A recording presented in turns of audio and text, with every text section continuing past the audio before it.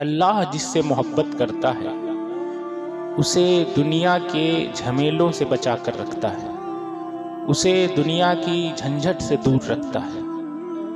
دنیا میں وہ رہتا ہے، دنیا اس میں نہیں رہتی۔ یعنی جس طرح سے کشتی جب تک سمندر کے اوپر ہے، پانی پر ہے، تب تک کشتی ٹھیک ہے، لیکن جب کشتی کے اندر پانی چلا جاتا ہے تو کشتی ڈوب جاتی ہے۔ آپ دنیا میں رہو یہ ٹھیک ہے، لیکن دنیا آپ کے اندر چلی جائے تو پھر آپ بربادی کے دہانے پر پہنچ جاتے ہو۔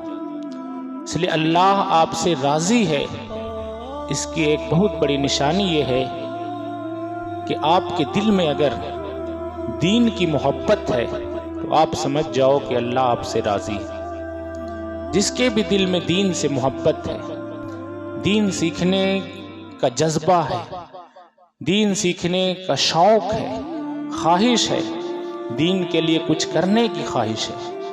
میں بہت جگہ پہ جاتا ہوں، کئی جگہوں پہ دیکھتا ہوں کہ جب باری کسی دینی کام کی آتی ہے، کسی اللہ و رسول کے ذکر کی بات آتی ہے تو لوگ گھبرانے لگتے ہیں، لوگ اپنا چہرہ بگاڑنے لگتے ہیں۔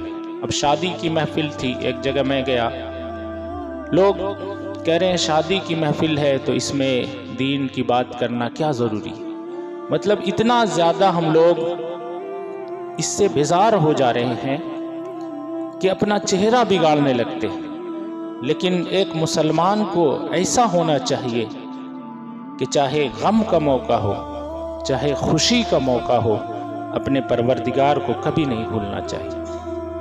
حالانکہ وہ لوگ بعد میں بہت خوش ہوئے، اس لیے کہ انہیں جب رزلٹ ملا کہ واقعی جب میں نے ایک چھوٹی سی محفل اللہ و رسول کی سجائی تو میری شادی میں کتنا بڑا نکھار آ گیا، بدلاؤ آ گیا۔ وہی آدمی جو چہرہ بگاڑ رہا تھا وہ خود ریکارڈنگ کر رہا ہے، لیکن اس کے پہلے والی حالت اس طرح سے دیکھنا علماء کرام کو کہ شادی کی محفل میں یہ لوگ کہاں سے آ گئے، اس سے پتہ چلتا ہے کہ آپ کے دل میں دین کی محبت نہیں ہے۔ اور اگر آپ کے دل میں دین کی محبت نہیں ہے، شریعت سے محبت نہیں ہے، تو آپ سمجھ جائیے کہ اللہ آپ سے محبت نہیں فرما رہا۔ اللہ اپنا پسندیدہ بندہ جس سے بناتا ہے اس سے دین کا کام لیتا ہے، اس کے دل میں دین کی رغبت ڈالتا ہے۔ جب بھی بات آتی ہے، آپ دیکھتے ہوں گے، بات آ جائے مسجد کی تعمیر میں حصہ لینے کی، مسجد کے کسی کام میں حصہ لینے کی، مدرسے کے کسی کام میں حصہ لینے کی، یا کسی بھی اچھے کام میں حصہ لینے کی، تو دو طرح کے لوگ ہوتے ہیں۔ ایک وہ ہوتے ہیں جو بالکل دل کھول کر دیتے ہیں، چاہے ان کے پاس نہ بھی ہو وہ اپنی پوری کوشش کرتے ہیں، بڑھ چڑھ کر حصہ لیتے ہیں، نہیں ہوتا ہے تو دوسروں کو بھی آگے بڑھاتے ہیں۔ سمجھ جاؤ ایسے لوگوں کے دلوں میں اللہ کی محبت باقی ہے، اس لیے اللہ ان سے دین کا کام لے رہا ہے۔ دوسری طرف ایسے لوگ ہوتے ہیں جو ایک ایک روپے کا حساب کرتے ہیں کہ 300 روپیہ دیں، کہ 200 روپیہ دیں، کہ 100 روپیہ دیں، کہ 21 روپیہ دیں۔ بہت سے لوگ میں نے دیکھا ایک جگہ 2100 روپیہ پہلے ان کا دیا ہوا تھا تو اب 400 دے رہے ہیں کہ 21 4 25، یعنی 500 نہیں دیں گے 26 ہو جائے گا۔ تو بہت کیلکولیٹ کرتے ہیں، بہت زیادہ سوچتے ہیں۔ ایسے لوگوں سے اللہ محبت نہیں فرماتا۔ دین کی راہ میں آپ جو کچھ بھی آپ کے پاس ہے اگر لٹانے کا جذبہ آ گیا، آپ یقین مانو اس سے ڈبل پیچھے سے آنے والا ہے، اس سے دوگنا اللہ آپ کو دینے والا ہے۔ اس لیے میں کہتا ہوں کہ اپنے مال کا 3 حصہ آپ کریں، جتنا کماتے ہیں نا 3 حصہ کریں۔ ایک حصہ اپنے ماں باپ کے لیے، اپنی فیملی کے لیے، اپنے لیے رکھیں، اور ایک حصہ جتنی اور بھی دوسری ضرورتیں ہیں اس کے لیے رکھیں۔ یعنی 2 حصہ اپنے لیے رکھیں اور ایک حصہ اللہ کی راہ میں خرچ کرنے کے لیے رکھیں۔ انشاءاللہ تعالیٰ آپ دیکھیں گے آپ کی زندگی میں کیسی تبدیلی آئے گی۔ یہ جو دولت ہے نا، یہ خرچ کرنے سے بڑھتی ہے۔ جو جتنا زیادہ خرچ کرتا ہے اتنا زیادہ اس کے اندر بڑھوتری ہوتی ہے، اتنا زیادہ اس کے اندر بڑھوتری اللہ تبارک و تعالیٰ اس کے اندر برکتیں ڈالتا ہے۔ اس لیے دین سے آپ محبت کریں۔ اور وجہ بھی ہے کہ یہ دنیا کتنے دنوں کی ہے، 60 سال 70 سال کی زندگی ہے، دین ہمیشہ ہے، دین کے لیے کوئی زندگی نہیں، ان لمیٹڈ، ہمیشہ آخرت میں رہنا ہے۔ تو کوئی چھوٹی عقل رکھنے والا بھی یہی فیصلہ کرے گا کہ وہاں کے لیے زیادہ محنت کرنی ہے جہاں ہمیشہ رہنا ہے، اور وہاں کے لیے کم محنت کرنی ہے جہاں کچھ دن رہنا ہے۔ لیکن الٹا ہے، ہم دنیا کو کمانے کے لیے سب کچھ ختم کر دیں۔ سورہ بقرہ سب سے بڑی قرآن پاک کی سورہ ہے، دوسری سورہ الحمدللہ کے بعد جو آتی ہے قرآن پاک میں، سب سے لمبی سورہ ہے۔ اس میں بھی بتایا گیا ہے کہ جائیداد کے لیے ایک بھتیجا اپنے چچا کو قتل کر دیتا ہے، جائیداد کے لیے، زمین کے لیے، دولت کے لیے۔ پوری لمبی کہانی ہے، آپ اس کو پڑھیں گے، اور بہت بابرکت سورہ ہے وہ، جس گھر میں اس کی تلاوت کی جاتی ہے وہاں سے شیاطین پریشانیاں دور ہو جاتی ہیں۔ تو اسی چھوٹی سی زندگی کے لیے بہت ہی زیادہ ہم جد و جہد کرتے ہیں، کوششیں کرتے ہیں، کرنی چاہیے۔ جو حلال رزق ہے، جو صحیح چیز ہے، اس کو حاصل کرنے کے لیے اب پوری محنت کریں۔ ضروری ہے، وہ انسان اللہ کو پسند نہیں ہے جو بیٹھا رہتا ہے، جو محنت کر کے کھاتا ہے، جو کوششیں کرتا رہتا ہے، اللہ تعالیٰ کو وہ بہت پسند ہے۔ آپ دیکھیں، ایک واقعہ ہے کہ ایک انسان جانچنا چاہ رہا تھا، دیکھنا چاہ رہا تھا۔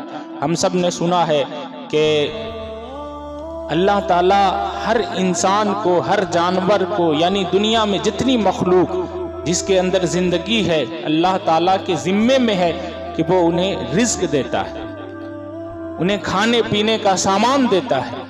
تو وہ ایک انسان کے دل میں یہ بات پیدا ہوئی کہ میں دیکھنا چاہتا ہوں کہ اللہ تعالیٰ کیسے رزق کا انتظام فرماتا ہے۔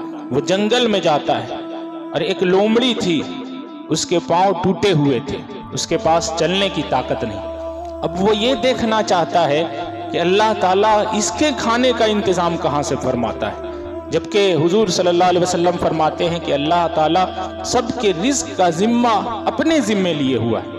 تو اس کے کھانے کا رزق کہاں سے آئے گا، اس کے کھانے کا سامان کہاں سے آئے گا؟ وہ ایک درخت کے پیچھے چھپ کر یہ سارا نظارہ دیکھنا چاہتا تھا۔ کیا دیکھتا ہے؟ کوشش کرنے والے، جد و جہد کرنے والے، محنت کرنے والے میں کیا فرق ہے، اور یوں ہی بیٹھے رہنے والوں میں کیا فرق ہے، یہ بھی اس واقعے سے سمجھ میں آتا ہے۔ تو وہ درخت کے پیچھے چھپ کر دیکھ رہا تھا، تو دیکھتے دیکھتے کیا دیکھتا ہے کہ ایک شیر آیا۔ اللہ تعالیٰ کیسے انتظام فرماتا ہے۔ اس لیے میں کہتا ہوں کہ رزق کا کبھی بھی آپ ٹینشن مت لو، وہ آ کر ہی رہے گا۔ بلکہ حدیث پاک میں ہے کہ رزق آپ کو اس طرح سے تلاش کرتا ہے جیسے آپ کی موت آپ کو تلاش کرنے والی، یعنی رزق آپ کو ہمیشہ خود آپ کے پاس آئے گا، لیکن ہاں کوشش کرنا یہ آپ کے ذمے۔ تو ایک شیر آتا ہے، اور آنے کے بعد اپنی جو خوراک ہے وہ ساتھ میں لاتا ہے، اس کو کھاتا ہے، اور کھانے کے بعد جب اس کا پیٹ بھر جاتا ہے تو پھر جتنا بچتا ہے اسے چھوڑ کر چلا جاتا ہے۔ اب وہ لومڑی اپنے آپ کو گھسیٹتے ہوئے وہاں تک پہنچتی ہے اور وہ اپنا پیٹ بھر لیتی ہے۔ یہ اللہ کا جو ہے شکر ادا کرتا ہے کہ واقعی اللہ تبارک و تعالیٰ، تیری خدائی، تیری قدرت ایک عجیب چیز ہے، ہم لوگ نہیں سمجھ سکتے کہاں سے انتظام کروایا۔ شیر کے ذریعے لومڑی کا کھانا آیا، تو پھر غیب سے ایک آواز آتی ہے کہ یہ تو تم نے دیکھ لیا کہ اللہ تعالیٰ سب کے رزق کا انتظام کرتا ہے، چاہے وہ جیسے کرے۔ لیکن یہاں پہ ایک پیغام بھی ہے کہ اگر خود سے محنت کر کے کھاؤ گے، خود جد و جہد کرو گے، تو شیر والی زندگی پاؤ گے، اور آلسی بن کر یوں ہی بیٹھے رہو گے تو لومڑی کی طرح کھاؤ گے۔ تو کوشش کرنا یہ آپ کے ذمے ہے، جد و جہد کرنا، لیکن سب کچھ دنیا ہی کے لیے لگا دینا یہ غلط ہے۔ آپ دین اور دنیا دونوں کو لے کر چلیں، یہی مذہب اسلام ہے۔ مذہب اسلام اعتدال کا مذہب ہے، بیچ کا مذہب ہے۔ وہ یہ نہیں کہتا ہے کہ اپنا گھر بار چھوڑ کر آپ سنیاسی بن جاؤ، آپ جنگل میں چلے جاؤ، نہیں۔ اسلام کہتا ہے کہ اپنے گھر بار کو بھی دیکھنا ہے اور اپنی عبادت بھی کرنی ہے، اپنے اللہ کو بھی راضی کرنا ہے۔ زیادہ کٹھن کام یہی ہے۔ 24 گھنٹہ مسجد میں بیٹھے رہنا یہ آسان ہے، لیکن دن بھر رزق کمانا، بچوں کی پرورش کرنا، گھر کا ٹینشن اٹھانا، ان ساری چیزوں کو اٹھانے کے بعد بھی اگر آپ دین کا کام کرتے ہیں، یہ زیادہ کٹھن ہے، یہ زیادہ مشکل ہے اور اس کا اجر زیادہ ہے۔